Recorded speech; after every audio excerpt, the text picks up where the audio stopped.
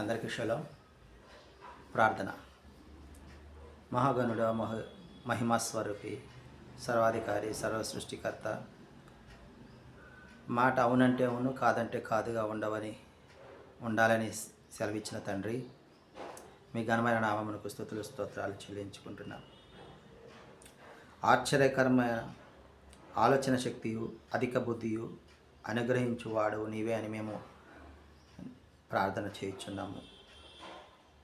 ఎవని మనసు నీ మీద ఆనుకునో వానిని నీవు పూర్ణ శాంతి గల వానిగా కాపాడుదు అని మాతో వాగ్దానం చేసిన తండ్రి, సొమ్మసిలిన వారికి బలమిచ్చువాడు, శక్తిహీనులకు బలాభివృద్ధి కలుగుజేయువాడు నీవని వాగ్దానం చేసిన తండ్రి, నీ కొరకు ఎదురుచూచువారు నూతన బలమును పొందుదురని, వారు పక్షిరాజు వలె రెక్కలు చాపి పైకి ఎగురుదురని వాగ్దానం చేసినట్టు అదోనాయ్.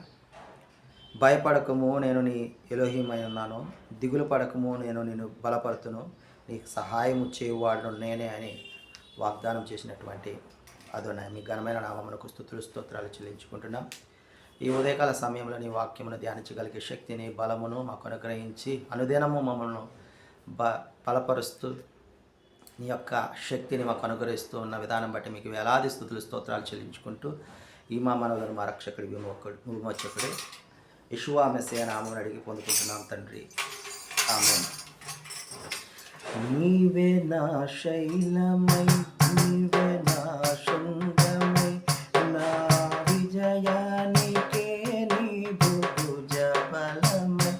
నీవే నా శైలమై, నీవే నా శృంగమై, నా విజయానికే నీవు భుజబలమై. అనుక్షణము నా శత్రువుకు ప్రత్యక్షమై, నన్ను వెనుదీయనీయక వెనుతట్టినావు. అనుక్షణము నా శత్రువుకు ప్రత్యక్షమై, నన్ను వెనుదీయనీయక వెనుతట్టినావు. యెషువా నా ప్రాణ ప్రియుడా, మనగలనా నిన్ను వీడి క్షణమైన. యెషువా నా ప్రాణ ప్రియుడా, మనగలనా నిన్ను వీడి క్షణమైన. నీ ముఖము మనోహరము, నీ స్వరము మాధుర్యము, నీ పాదాలు అపరంజిమయము. 2 దినవృత్తాంతాల గ్రంథము 9వ అధ్యాయంలో మనం ధ్యానించుకుంటూ ఉన్నాం. ఈ అధ్యాయంలో 10వ వచనంలో ఇజ్రాయేలీయులను నిత్యము స్థిరపరచవలనని యావేకి ఆలోచన కలిగి ఉన్నందుననే సొలొమోనును నిన్ను రాజుగా నియమించాడని షేబా దేశపు రాణి అన్నట్లుగా మనము ఈ అధ్యాయంలో మనం గమనించగలం.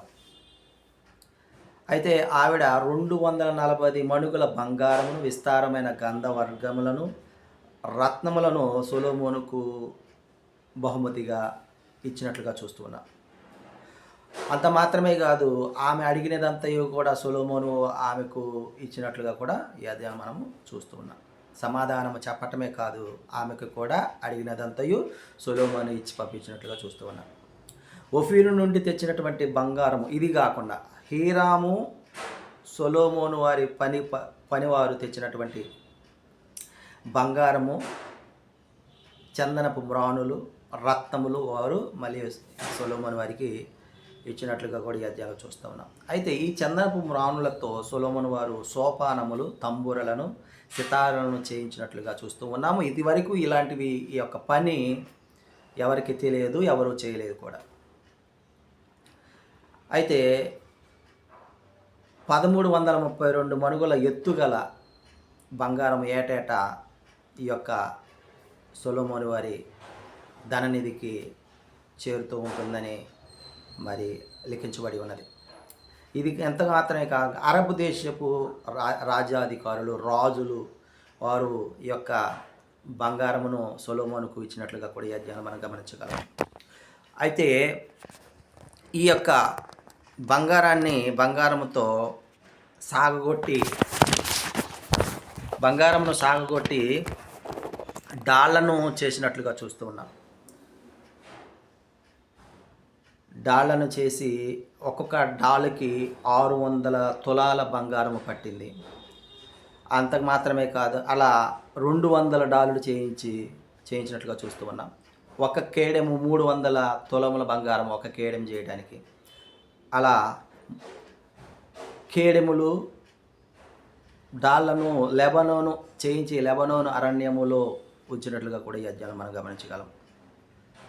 అంత మాత్రమే కాదు, దంతములతో సింహాసనమును, 6 బంగారపు సోపానాలను మరి చేయించినట్లుగా, ఆ తర్వాత పీఠములను చేయించాడు.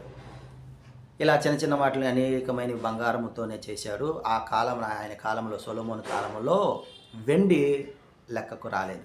అంతా బంగారముతోనే చేయించినట్లుగా చూస్తున్నాం. సొలొమోనుకు ఉన్నటువంటి జ్ఞానమును తెలుసుకోవడానికి అందరూ కూడా, మరి రాజులందరూ కూడా ఆయన దగ్గరకు వచ్చి ఈ యొక్క మాటలను, సొలొమోను చెప్పేటువంటి జ్ఞాన మాటలను వినేటువంటి వారు అన్న విషయాన్ని మనం గమనించగలము.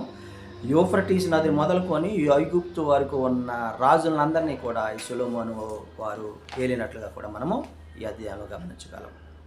ఆమేన్.